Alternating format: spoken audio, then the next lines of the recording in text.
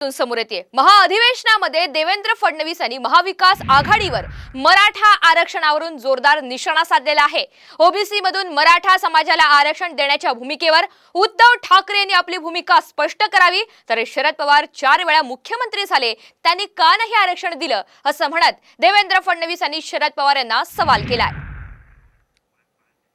मराठा समाजाला ओबीसी मध्ये आरक्षण देण्याकरता शरद पवार साहेब, उद्धव ठाकरे साहेब आणि नाना पटोले साहेब तुमचं यश आहे का, तुमचं समर्थन आहे का, एकदा हे स्पष्ट करा। ही दुटप्पी भूमिका सोडा। चित भी मेरी पड भी मेरी खड़ा तो मेरे बाप का, ही जी भूमिका तुम्ही मांडताय ही सोडा। या ठिकाणी मराठ्यांनाही वेडं करायचं, ओबीसींनाही वेडं करायचं, दोघांनाही झुंजवत ठेवायचं, दोघांनाही भांडत ठेवायचं।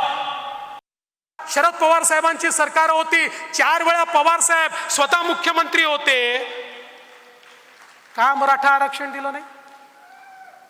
82 सालापासून का मराठा आरक्षण दिलं नाही माझा सवाल आहे। अरे अण्णासाहेब पाटलांनी जर 1982 साली स्वतःला गोळी मारून घेतली होती, तुम्ही 4 वेळा त्या ठिकाणी रेकॉर्डवर सांगितलं मराठ्यांना आरक्षणाची गरज नाही।